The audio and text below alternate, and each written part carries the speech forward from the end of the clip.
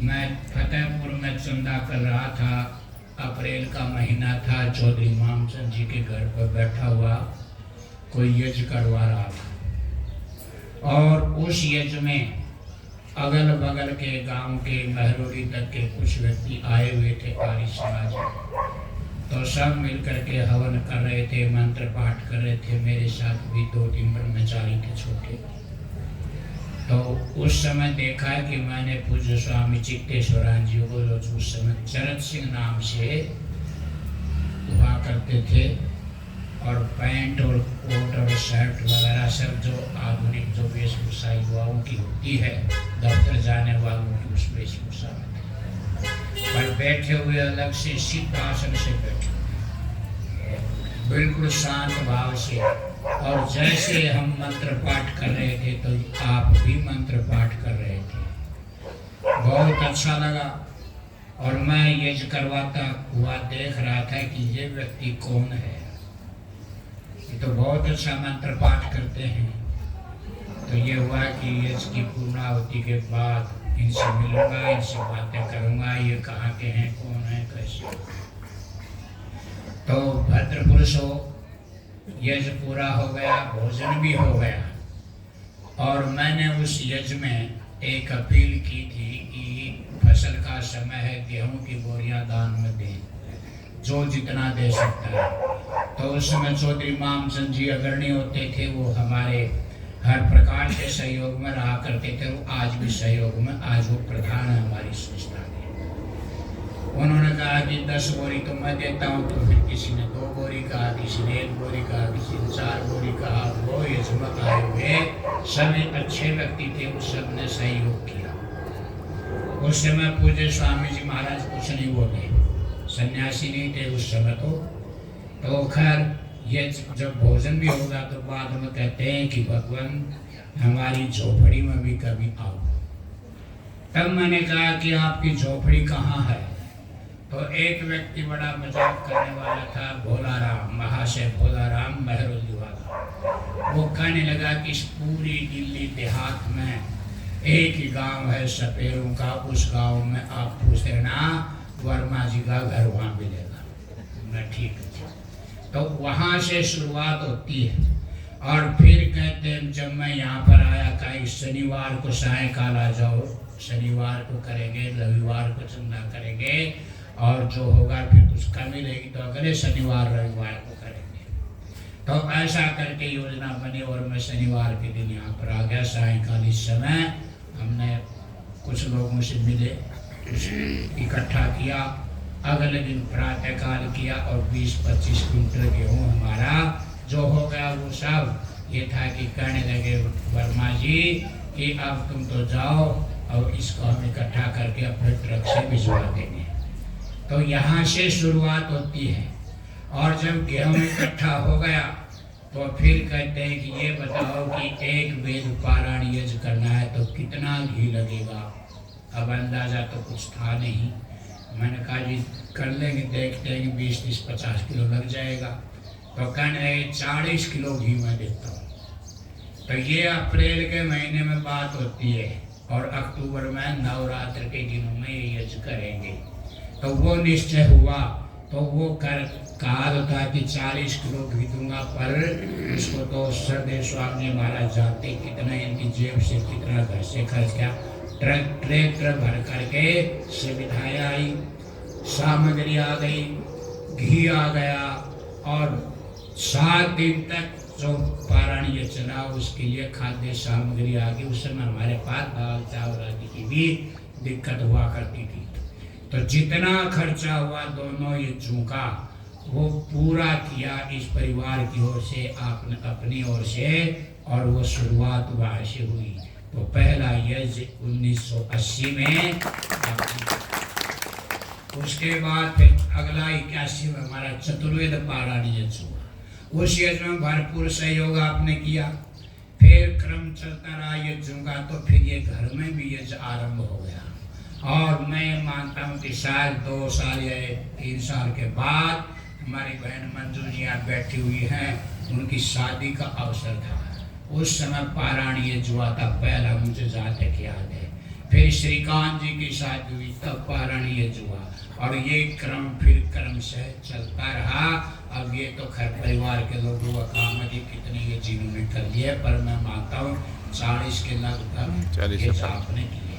तो इतना लंबा आपने ये यज्ञ का क्रम चलाया है, तो इसका संस्कार तो परिवार के ऊपर अवश्य ही पड़ा होगा, ये मैं मानता हूँ। एक यज्ञ का ही प्रभाव पड़ता है, 2, 4, 5 बार करता तो प्रभाव पड़ता है, परंतु इतने यज्ञ हुए और जितने परिवार इस परिवार से जुड़े हुए, चाहे तो अपने भाइयों की शादियाँ जहाँ हुई हैं, जहाँ हमारी बहनों की शादियाँ जहाँ हुई हैं, तो दोनों तरफ यज्ञशालाएँ हैं, हवन करते हैं, यज्ञ से जुड़े हुए हैं, तो उस यज्ञ का प्रभाव ये हुआ।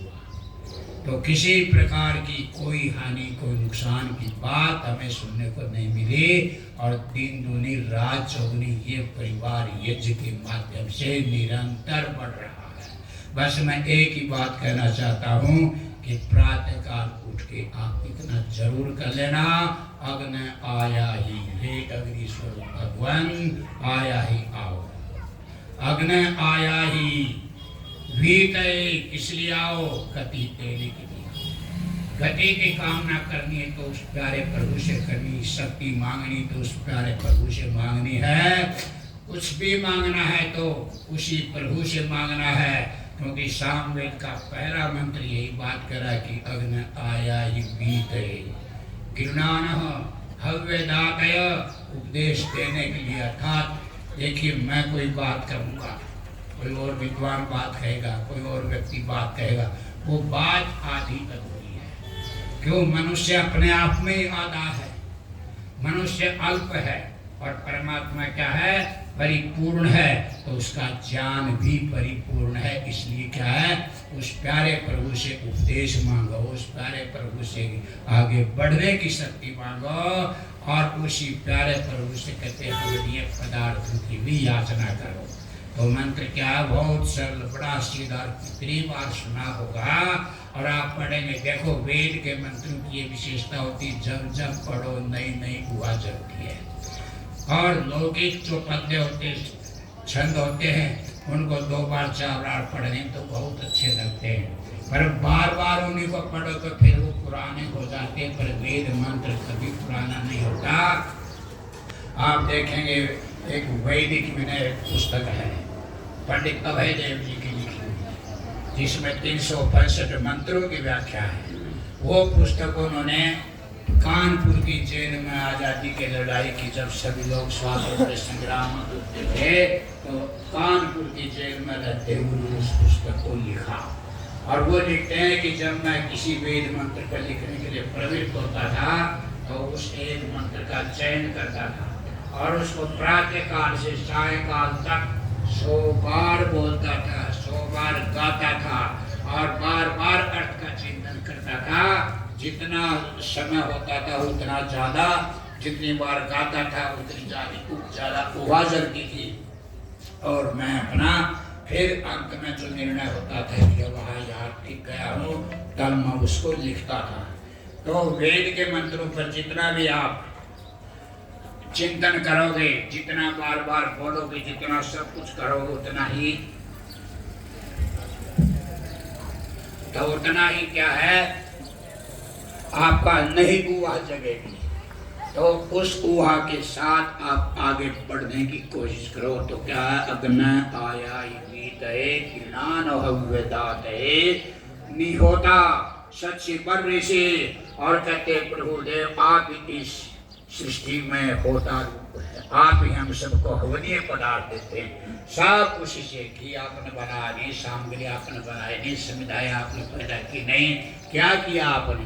आप तो केवल वही करते हो कि त्वदीयं वस्तु गोविंद तुभ्यमेव समर्पये, आपने दिया और मैंने आहुत कर दिया, आपने दिया और मैंने आहुत कर दिया। हर साल नई नई सुविधाएं मिल जाती, हर साल नया घी मिल जाता है, हर साल नई सामग्री मिल जाती है, और हर साल जब वेद मंत्र पढ़ते तो नई ऊहा जग जाती है। तो सब नवो नवो भवती, ये जो सुक्ति है ये कहाँ घटती है?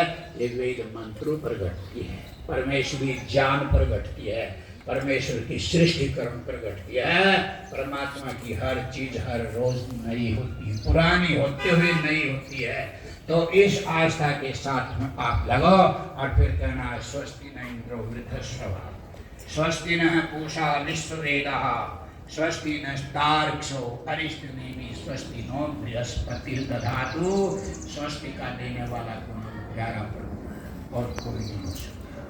मैं आपका क्या कल्याण कर सकता हूँ? कोई वैद्य आपको क्या दवाई दे सकता है, क्या चिकित्सा कर सकता है? तो जो समझदार वैद्य हैं वो एक बात कहते हैं, जब मैं अपनी आँखों का इलाज करवाने के लिए अपने डॉक्टर के पास गया तो कई डॉक्टरों को जवाब दे दिया कि भाई हम नहीं कर सकते आपका इलाज। एक डॉक्टर भला मिला, उसने कहा कि ये बतलाओ कि आप परमात्मा को मानते हो? 2 घंटे जांच करने के बाद कहता परमात्मा को मानते हो? मैंने कहा जी मानता तो हूँ, पर मैं इतना ही मानता हूँ मैंने परमात्मा देखा नहीं है डॉक्टर साहब। कितना लंबा है, कितना मोटा है, कितना काला है, कितना गोरा है, कितना कैसा है, ये पिंडीभूत करके मैं नहीं बता सकता। मैंने पुस्तकों में पढ़ा कि परमात्मा सर्वशक्तिमान है, न्यायकारी है, दयालु व जन्मा अनंत निर्विकार अनादि अनुपम आदि विशेषणों से युक्त है। मैं इतना मानता हूँ और गुरुजनों ने मेरे को यही पढ़ा, यही बताया, मैं इतना ही मानता हूँ। फिर कहने लगे बस आप भी इतना मानते हो, मैं भी इतना ही मानता हूँ, दोनों इतना इतना मानेंगे तो काम चलेगा। देखो शक्ति का भंडार, ज्योति का भंडार प्यारा प्रभु है, और दवाई डॉक्टर देता है और मित्र लोग दुआएं देते हैं। मित्र की दुआ प्राप्त करो और दवाई को श्रद्धा से डालो और ज्योति परमात्मा देगा। तो ये इन बातों पर विचार करना चाहिए। शक्तियों का भंडार कौन है? परमात्मा।